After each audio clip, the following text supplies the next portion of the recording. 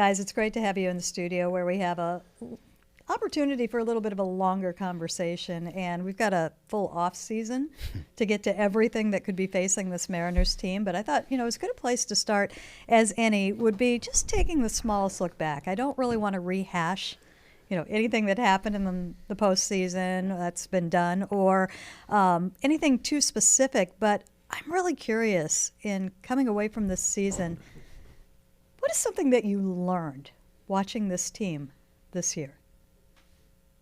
You want me to start? Let's go.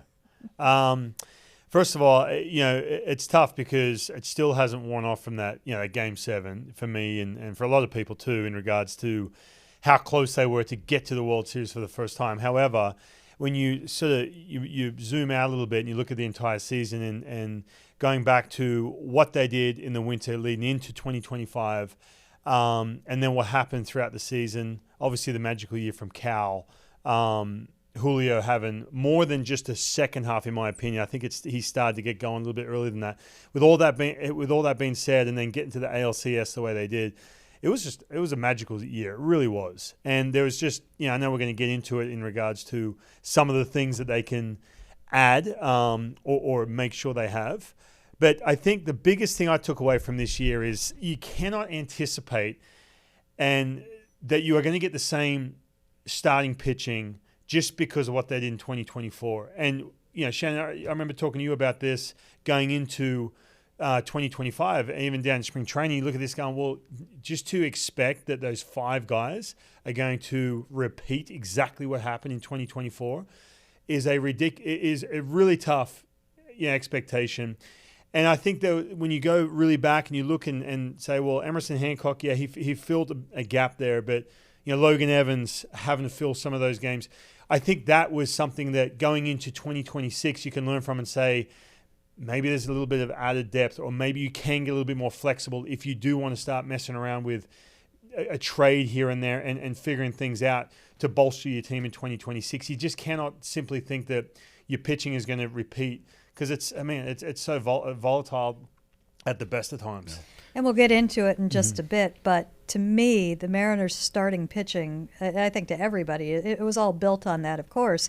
But with that group in particular, you're looking at the sum of the parts being the strength of that. It isn't 1, 2, or 3 guys. I think something that I learned and suspected was you need all 5. Yeah. Big time. Or 6 or 7 or what was it, the Wolfpack thing that Jerry before. said Exactly. in the past. Yeah, it does take a village, not just 1 or 2 guys to get you through a season. For me, I don't know if it was new, but it was certainly something we all forget, myself included, and it was drilled back into me, which is it really just doesn't matter how it feels.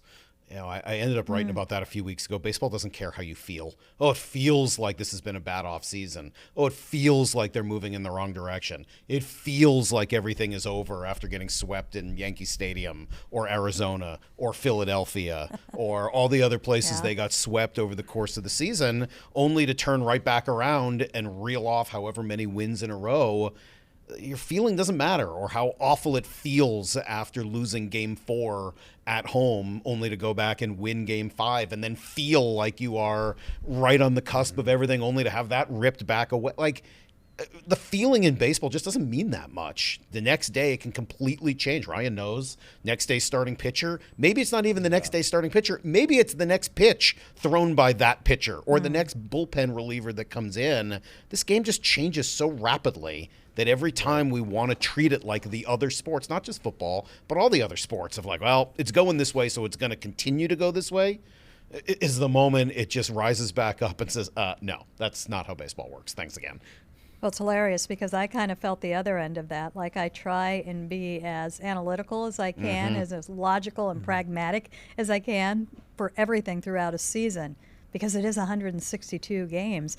And then all of a sudden, oh no, these things matter, the feelings matter. It actually, this is it. I mean, how baseball accelerated in the month of September and then in the postseason, totally different than any other season, even 22, I thought, where it was, it was a first. I don't think it was as much of an expectation. you were just kind of barreling towards it and hoping, but this year you were Yeah. expecting after you hit that winning streak. Yeah. And man, the stakes just got raised. I guess it was unbelievable. I was almost going back earlier though and thinking about the two of the three most successful seasons in this team's history are 2001 and 2025 now, and I think before both of those seasons there was not a like, hey, this team's going to be really good. Well, that's what I was going Right? to say. Like going into this season, you think about it, the biggest acquisition was Polanco at $6 million, really, right? Yeah. In the winter. And that's, I'm not sitting here saying that you went into 2025 thinking, well, we'll see how we go. But it wasn't this, hey, look, we've just added this and we've added that, and all of a sudden this is the expectation. Expected a is through the small roof. step back potentially, Yeah. right? Oh, To no. 84 no, wins. No. I mean, because if they I had, did. if that had happened, would everybody still be here right now? No, but I'm not sure I expected everybody to still be here. Well, right that now. was the expectation. It was a fair playoffs were very much a fair expectation, not just playoffs after everything. Playoffs. I Just, did not you have know, that not level just- of expectation. Well, you should have. Okay, I I mean, didn't. from What do you want me everything to that say? they I were did not. trying to build. I mean, as far as, when you talk about, oh, this was promised or that, nothing's really promised, but there are expectations that at this point, last year, and where this Mariners were after the teardown and after the step back and all that, it was well beyond time, and the expectation understand was that it was very time. fair that fans have that this team makes the postseason and goes further than they've gone before. I They- did and then not it was, have I think, that. probably a little bit shocking when you didn't see the moves that were made. I guess that's what, heading into last offseason, I would have had Yes, that. yes, But that's then where by the I'm- time the offseason was done and we were at spring training, I remember my take at spring training was going from 83, 84 wins to, all right, maybe 87 wins, somewhere in that range. You kind of get there and around them, and you pick up some of that hope. The point I was making is that going into the actual season, not the off season, in 2001, 2025, I don't know that anybody thought those Mariners teams were going to be the two best we've ever had. And I almost think back of Ryan's I don't mean to bring up the bad memory of the 2010 team. I know how much you love to talk about it, but believing big and thinking that team was really about to go somewhere, and the expectations and the weight of them just seemed to completely crumble that team from the inside out. Maybe there was a little something to not having the highest expectations foisted on this team at the beginning that allowed them to go out and exceed what But I everybody think they else felt had. that. I do I think they think- felt the players themselves had an expectation to get to the They postseason. did, yeah. Yeah. Not from the outside, though. To me, I just think put in winning totals. It was a situation where you looked at this team, especially once you got to spring training, and say, all right, you're going to be in the mid-80s win total. That's not going to get it done, regardless of what the Houston Astros were doing at that point. And obviously they created this giant window for the Mariners this year. They really did. And somehow they hung around for as long as they did with everything they had going on. But they had dominated that division for so long. And you looked at this team going into spring training. They get Polanco late. And you're looking at, okay, you're going to project in the 85 to 86 win total. And to me, I was like, man, you are really banking, and back to the pitching point, you're banking so heavily on pitching centric, get a little bit of a upgrade and not striking out a whole lot offensively. And that's going back to once you finish 2025 and look back at, man, what a year. And just even the fact the Mariners the front office were willing to go with Josh Naylor and Gino Suarez. This wasn't this, hey, let's justify these moves, and this is someone we've got under team control at the trade deadline. This is why we're no. It's just flat out no. This right now, this team, this core of players we have, we're going to add these two essentially rental players. Hopefully, Josh Naylor. Everyone's obviously he's a priority this year. That was really the first time they'd done that, but they'd gotten to that point in. Above expectations, Certainly to me, to that caliber, right? 100%, yeah. And it also should, just to add on to your point, I totally agree with that, is they didn't take anything off the roster at the same time. When they added those two guys, it wasn't, well, we need to move on from so-and-so in order to make it balance and make it work. They just added. It was just a flat out addition. There was no balancing act in order to make it happen. I don't think, and Shannon, you're in the clubhouse, Ryan, you're around them a lot more than I am, both of you guys.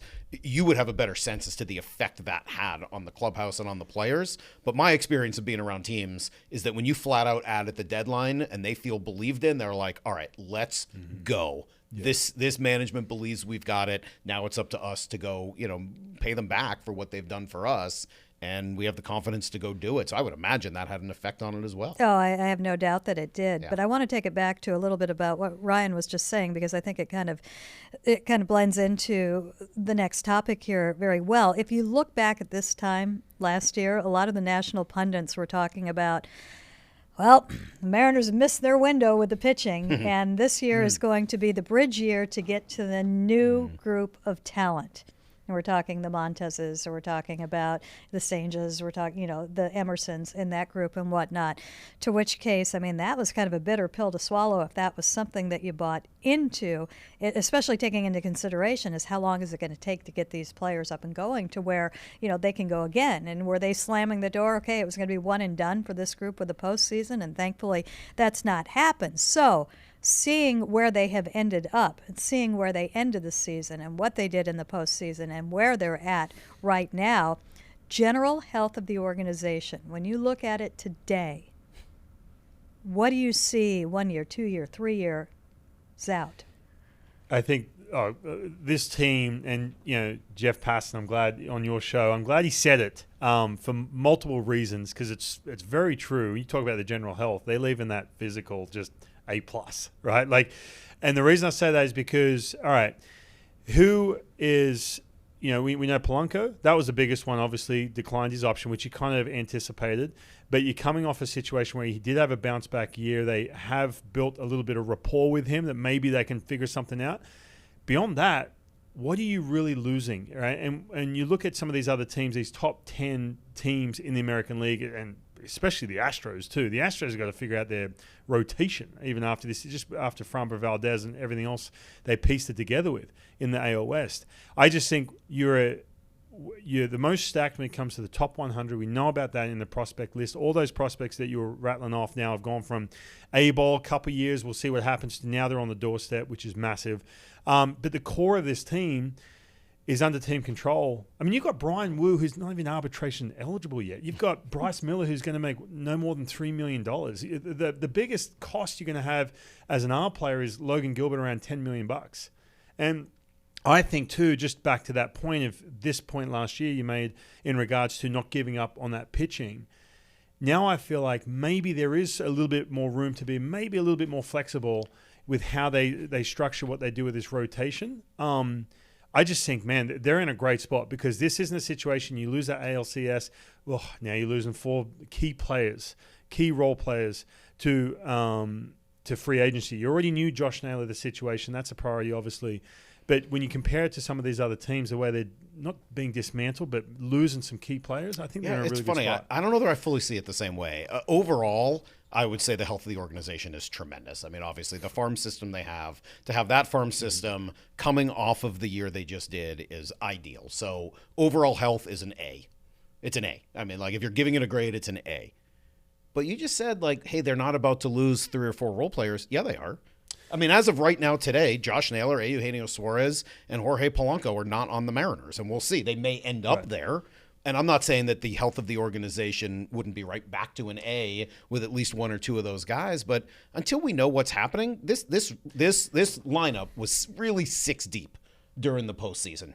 The 3 guys at the end were kind of up and down, but the threat was first 6 guys in this lineup are all a threat. Well, half of those 6 guys are now free agents. So with that, when you look at how when you see Garver leave, right, you look at that and say, what are they roughly sitting at right now payroll-wise? 140 something million, right? And Jerry DiPoto talked about what they're at the end of last year. Mm-hmm. He made some comments in regards to that. So you look at that and say, all right, if I'm Josh Naylor in this situation, man, he has built some serious leverage against his team. Yeah. Because the fans want him back. He said he loves playing here. He had a really good year, really strong postseason. The first base market is not exactly blooming with options. Right. So that's a big one. That's obviously a priority. Nor is this organization. My point is you have room there with him to say, all right, you're going to be around the $20 million. We're willing to overpay a little bit. If you want to come back here, we're willing to overpay, maybe an extra year or extra couple million. And then you've got a situation with Polanco. If you can somehow get him at, what's he, around 10 to 12 million a year or something like that, right? I think so. If you come back to me in a couple weeks, Ryan, and say, hey, they've gotten those 2 deals done, I'm That's going huge. to That say to you, offseason's like, already won. you've had an unbelievable offseason. Now you can go do whatever you want. You want to talk about shortstop. You want to talk about bringing in some of the young guys to start to fill some of those spots. And I think it's important to find ways to blend them in. You want to talk about trading for Tarek Skubal.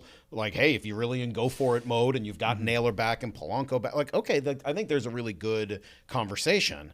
My point isn't to say that the Mariners aren't in good shape. They are. Yeah. But with those three guys, as of today, unsigned, you have to look at them, at least I do, as unknowns. Yeah. I don't know what they're going to do at first base next year. If Josh Naylor decides, hey, I want to be in New York, I don't know what the Mariners' next option is. There's a guy from Japan who strikes out 50% of the time. There's a guy from, it's Ryan Mountcastle in a trade. It's, they're not going to get Pete Alonso. So, like, is it Polanco every day? And now you have to have a different conversation about DH and second base. I'm not saying those things can't be worked out. Of course they can. There's a million options. And Josh Naylor wasn't even one of them until 2 months left in this season. But you got to start working through some of those things, because if the season starts today, and it doesn't, you're looking at what? Ben Williamson and Colt Emerson competing at third, Cole Young playing second, and Luke Raley playing first. All right. I'm in a situation where I have this stacked farm system. Now, I am not looking at the team and saying, and this back to the Jeff Passan comment, I'm not looking at this going, oh, hey, look, we have to keep this, keep this level of expectation and go just deplete a farm system to go and get whatever they. But all I'm saying is, at the end, they weren't willing to give up any of their starting pitching last year, and that was their healthiest stock right there. Now all of a sudden you have this farm system, as they didn't give up anything at the trade deadline. Now all of a sudden their biggest acquisition, in my opinion, is not going to come via free agency. It's going to come with, if they are willing to get a controllable player for the next 3 to 5 years out there, whether they can fill some of those gaps. But that I was about to bring that up. The third base, to me, that's a big hole right now when I'm looking at this team. And nothing against Ben Williamson. I think you can have a hole like that, by the way. Like, I'm not sitting here saying you can't go into the year with a question mark at third base with Williamson and Colt Emerson and maybe somebody else that you've brought in as possibilities. I think if you learn anything from the Blue Jays, it is, hey, Addison Barger, they had to give him space to turn into the player he was. He might have been, well, other than Vlad, the best player in the series against the Mariners. They had to give space for Ernie Clement. They had to give space for some of those young guys to take the spot, and the Mariners may need to do that with Cole Young and or Colt Emerson and or Ben Williamson. Yeah. But I don't know that you want to do it with all of them. Like, you want to make sure that you're limiting some of that exposure so that you can put those guys in a good position to succeed, not having 4 of them in a row. Harry Ford would be another guy that you probably put in that category. I want to see some of those guys this year. I just don't know that I want to be counting on them at 4 different positions, maybe 1 or 2. And Justin and Jerry talked about that at the end of the year. I mean, obviously you've got these prospects coming, and all of a sudden it's a little bit more of a challenge to work them in. And this isn't a year where you're going to, and how many times have we seen, we're going to go wholesale young guys and let the young guys run with it and see what happens. They can't do that right now, Do you obviously. think, Shannon, that Cole Young was the blueprint for how they'd like to do that moving forward? I think that probably.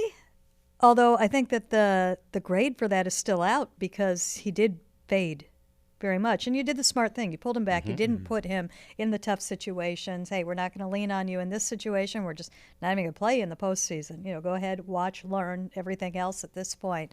I think that had he had to be sent back down, perhaps, that should have been fine. And maybe that would have helped if he had been. In fact, that probably would have helped if he had been when they stopped playing him. I hope there's not an aversion to that. That's part of the process for so many of them. But yeah, I do think that we could see that a little bit. But it kind of lends itself to what I think the Mariners, I'm not going to say have stumbled, because now I think they actively plan for it. In what they do is they are, and a lot of teams do that, and they do it in different ways. The Dodgers do it, but they do it in a different way with a bigger budget. First half and a second half team.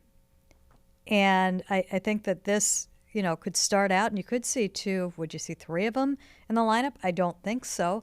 But you're going to have that time in April, May, and June by design. It worked for them this year. It's worked for them in the past.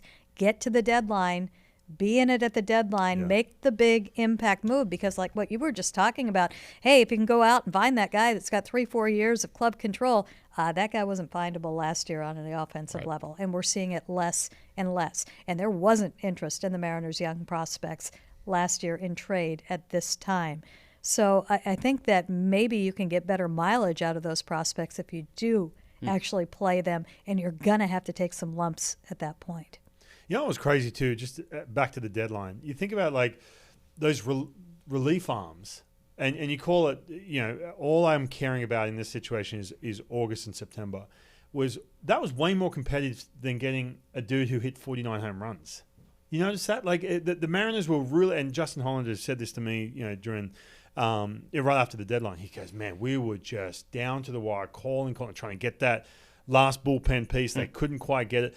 I'm sitting there going, hold on a minute. You gave up like virtually not a whole lot at all to get a Josh Naylor and a Geno Suarez, yet trying to get that bullpen piece at the deadline wasn't so easy. I just think, and again, there was times it's always going to cost you, especially if you're on the losing part of a series. That cost them big in the playoffs too. It really did, not having that extra arm in that bullpen massively. I just think with that, like, I look at that and say, all right, you've got this core group of players, and then you can go hard at the deadline. However, it's not that. I think every year it's going to get more and more competitive. You're going to have to give up more and more just to get that one bullpen piece. There's that risk thing, right? Where, if you go back and they thought they had their bullpen piece. They thought they offered something that was a better package than what Philadelphia did for Duran. But you can't account for what some other team values. And if at the end of the day, the Twins or whoever it is next year who's in that position says, yeah, I appreciate the offer, I just like what these guys are offering more. That's the risk you put yourself in with the first and second half thing. I like the idea behind it. I'm not opposed to that. I think you do have to give some of your young players room to grow into it. But you are taking a risk if you are counting on, purchasing at the deadline. You need two to tango in all of those But deals. I think it's paid off the last few years for numerous teams. I think the bigger impact players have been available, and with the way that baseball is built right now, and so many teams thinking they're in it early or going into the season, you're seeing less of it. It'll be interesting to see how that plays into it. Put Luis Castillo into it a few years before that. They have made impact moves at the deadline, and they weren't shy about it this year. Another thing you can do with the bullpen in particular is you can grow that piece from within. What's to say that you don't have Senja running out as a starter for most of the year this year, getting ready for next year or late, and perhaps you put him into a bullpen role in August, in September, and bring him in to be that guy, in the postseason and be Kate more Anderson impact. shouldn't be too far away either. I think I wouldn't be surprised if he's in the rotation at some point next year. But you have those guys. You have Ryan Sloan at that point. You could, bring him in as a big power arm too. So hopefully the help is there. But I agree with you. That is, one piece that could have made a lot of impact. Yeah. This is a really good place to break, and we're going to get into in our next conversation what this is going to look like as far as what they need to go after. We've hit on it a little bit on the starting pitching and the state of the starting pitching. How does that play into, do they need to go find another starter? Can you trade a starter right now? And what could these next few weeks look like for the Mariners as free agency begins and we start to see more trades? You've got the general managers meeting, or the general meetings coming up, the baseball meetings, everything. We're getting close right now. So I want to get your thoughts on that coming up next.